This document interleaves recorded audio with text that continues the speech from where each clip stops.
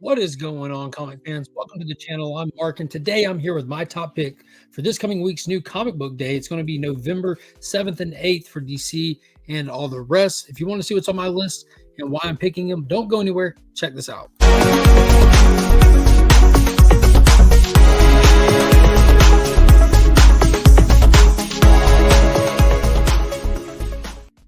Shout out to the homies over at Big Time Collectibles. Be sure to follow them on social media. Check out their webpage. And if you need anything cleaner pressed, my friend Justin over on Instagram, he can take care of you. Let him know you found him via the channel. As always, a huge shout out to ABX Comics and Games, my local LCS, where I'll be picking up all the books that I'm mentioning here today. The link is in the description to all those fantastic people, including Pop's Attic over on Instagram. If you're looking to pick up any old back issues for super cheap, fantastic site over there. Don't miss out on that. So let's get into it. This is my top picks. Normally I do my top 10 list, but it seems like another kind of light week. I wasn't really sure on a couple of them.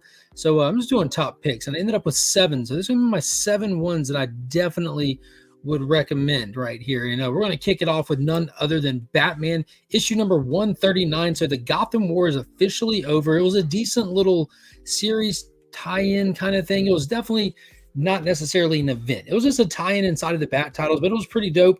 I'm more excited now that we're beyond it. It's always one of those things that I enjoy it while it's happening, but when it's over, I'm definitely always excited for what comes next. The kind of grass is always greener on the other side, and the explosive Mind Bomb begins in Batman 139, which is the title of this new story arc written by Chip Zdarsky. And as you can tell from the cover with all the ha-has, the Joker is back. I've never really thought about it. I guess I've been Jokered out for a while, and being that we haven't had him in a hot minute, it never dawned on me that he wasn't just invading the comics I was reading. I stopped picking up Joker. Haven't really actually dealt with him in a while.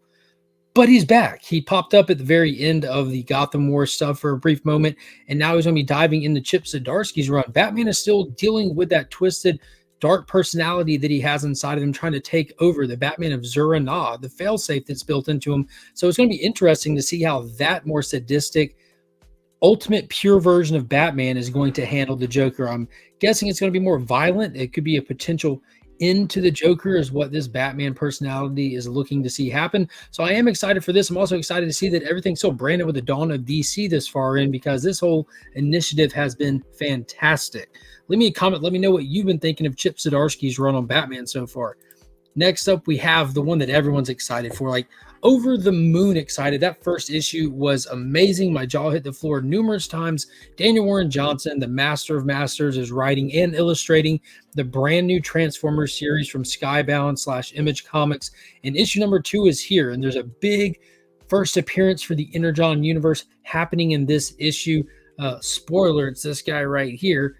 And Starscream is out looking for an energy source that's kind of running along the same railroad tracks the original series did. Once they woke up here on Earth, energy was an issue.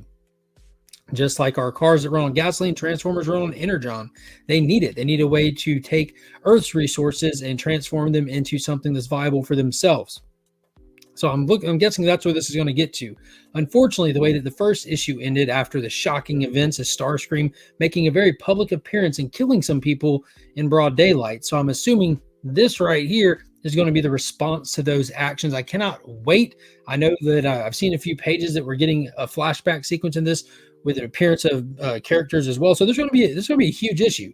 This entire series is going to be huge. Daniel Warren Johnson is writing and drawing for 6 issues, and he'll be continuing to write beyond that. But if you didn't pick up issue 1, if you're the only person on the planet not reading this, don't be that guy. Go get it, check it out, and come hang out with us every Sunday night right here on the channel for At Week's End, where we do the live discussion and review and spoiler show. Next up, and this one's a potential key right here, it's going to be Punisher issue number 1 from David Pepose, a brand new era of Punisher is kicking off right here. If you read that last maxi series run, it was almost considered a maxi series, only like 14, 16 issues, something like that. Jason Aaron's wrote it, but it was phenomenal. The one that got all the press for they took away his skull. They didn't. They didn't take away his skull. Those people didn't read the book. And the one that follows it right up, look, skull. But that series was fantastic, but it ended with Frank being somewhere else. I'm not going to spoil that. Go read it. But in his absence, this guy steps up to the plate, because criminals still need punishment. They still need to know that there's someone to fear out there on the streets. And we get to explore who this is and why he feels the need to take on the skull and administer vengeance. What is his motivation? What turned him into the Punisher. I'm excited for it. I hope it's good. I enjoy the Punisher. Hulk, Daredevil, Hulk, Ghost Rider, and Punisher are pretty much my go-to over at Marvel. So hopefully this isn't good. Otherwise, I'll just drop it in about 3 issues like I did with the current Thor run, which didn't do it for me. Didn't do it for me. You know what did do it for me was Superman 78 by Robert Venditti over at DC Comics. So amazing 6-issue miniseries that they did. It was absolutely like solid 8 out of 10.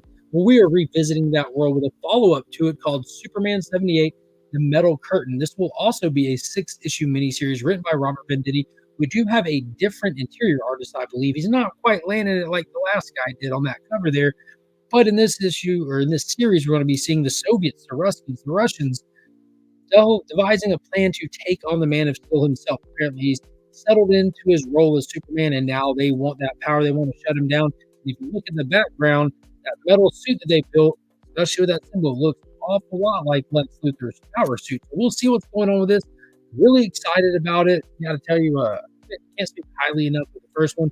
I'm a Christopher Reeve fan. I absolutely love the original movie. 78 has got to be like one of the greatest, if not the greatest comic book movie ever made.